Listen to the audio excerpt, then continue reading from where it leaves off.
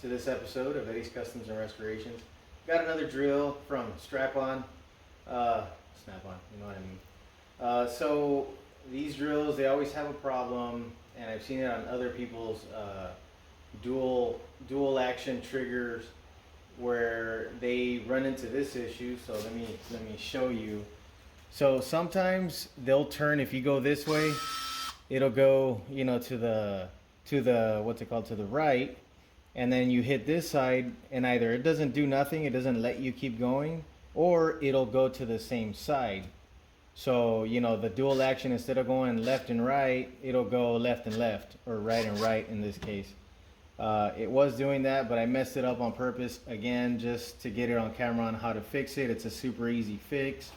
So all you do, take the battery apart, or take the battery off, and there's a series of screws all around, okay, and they're a Torx 10. So, and here's another dual action driver right here. So here's a little impact. So anyhow, I had already taken it apart, like I said. So I'm gonna take this guy apart. So I'm gonna get the battery out of the way. And okay, so that's just the shell. And here we have, you know, the intestines, right? So anyway, you have some metal guides that you got to raise up. So let's get the hang on a second. There we go. We got the flash on now. So we got some metal guides here, like I said, and you want to pry on those, pry them up. And then there's another one over here. You want to kind of pry that one up as well. So you want to pick up all of them. You want to make sure you're prying up on everything until you get it completely out. And then there's this very small connector back here. It's a 2-wire connector. You see the red and the black back there. That one's going to be a very, very tiny connector that we're going to have to disconnect right now. And you disconnect it back there. You can use a little flathead screwdriver, even a pick tool. Let me get a pick tool right here. So you can pick it out of there like that. So you see we disconnected that guy like that, and we're going to take it all out completely. The only reason we disconnected this guy is for the next part that's about to come. So get yourself something to where you can hold this up. So what I'm using right now, I'm using some shims. These shims are for like body panels and stuff like that, but you could use something else. You can use something hard. For example, you can get like not exactly a tape, but I'm saying something that resembles this, to where you're gonna have a hollow area on the inside, because this pin that is right here, we're gonna get this pin out. So this pin it's gonna go out through a specific side only. You can't get it out through the other side. So you're gonna keep it laying down this way with the board on this side, the way it's showing right now on camera. And the pin is going to come out through this side. Notice there's a little gear back here. Okay, those little these little teeth right here, they ride on, they actually turn another gear that's right below that, inside this little cage, this little housing right here. So another thing to note, if you come closer right here, I don't know if you're able to see that there's a line right here, and that line is facing this direction. Okay, so right now that line is like this, and then you see another line up here. That is where you want the line to be pointing at. So right now we're pointed all the way this way, so we want to align this pointing up. So we're gonna go ahead and take this complete trigger off, and the way we're gonna do that is you're gonna want to be very careful not to damage the trigger right here, because if you put this like that and then you give it a whack with the hammer, you're gonna break it. So you need to make sure that this is how you're getting it. So you see how I'm not making any contact with the teeth down there. Okay, so you want to make sure that that's how you do it when you punch it out. So sorry, right now I know I'm covering the camera, but so I set myself up. I had to be sure because I don't want to damage the gear, like I said. So now we're gonna put a little screwdriver right up here, and I'm gonna punch that out. You can use a hammer, any size. I just got a very cute little hammer. You see that guy just came straight out.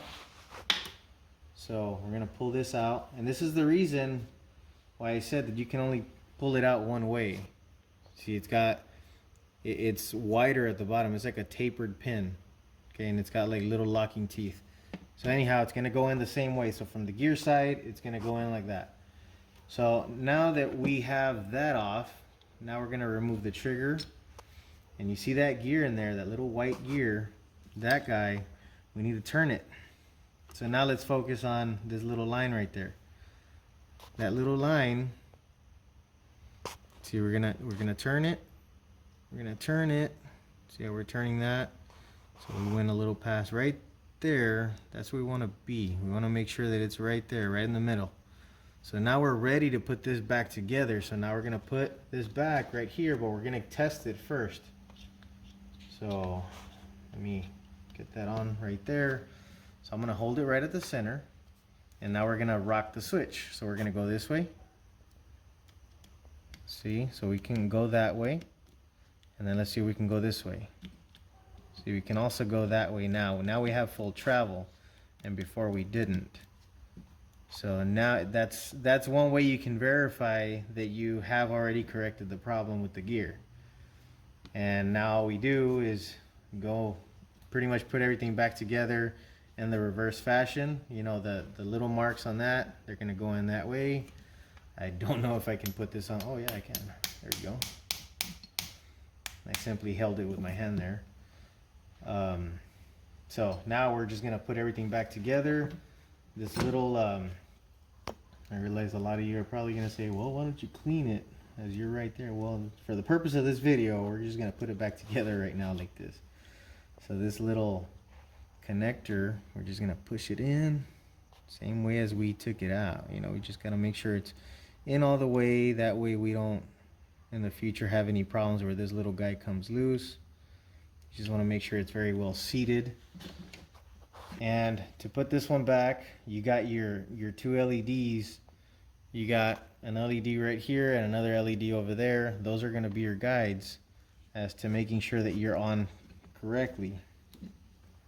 And those LEDs are going to line up right there.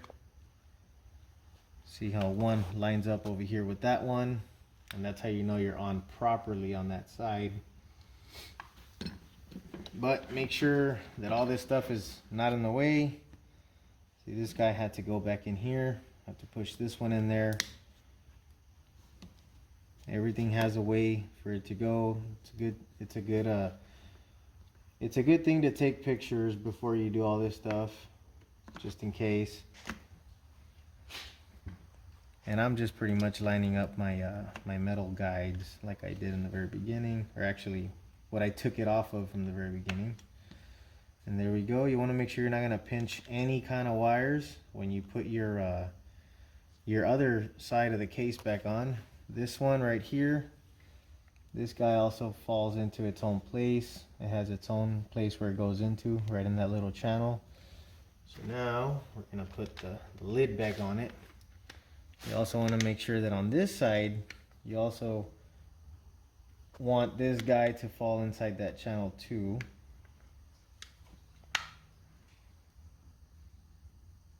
Because if not, you're going to pull it out whenever you're pulling your battery out. So it's in there. I don't know if you got a good view or not, but there it is. Make sure that it's very well seated.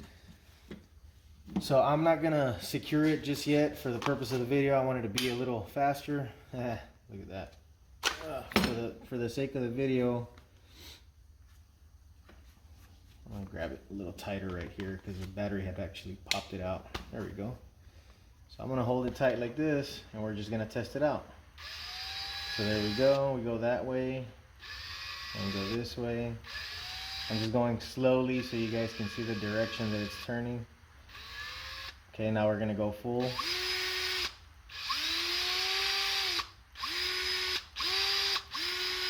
So it's repaired. Now just tighten up your screws and your tool is back in service condition, you know, where you can keep doing your services, whatever it is that you do. it's back on track.